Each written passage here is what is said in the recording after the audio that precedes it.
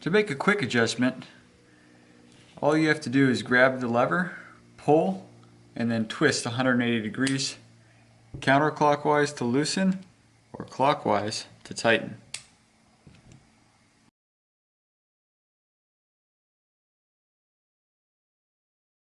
To get a more precise adjustment, you'll need to remove the pin screw,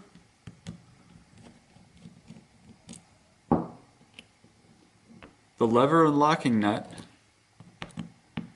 and that'll give you access to the cross bolt.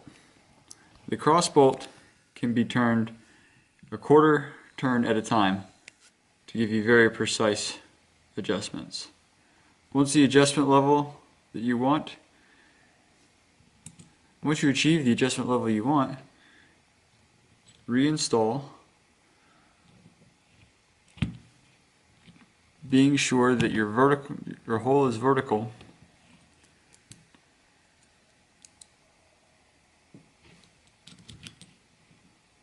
Then install your pin nut, pin screw.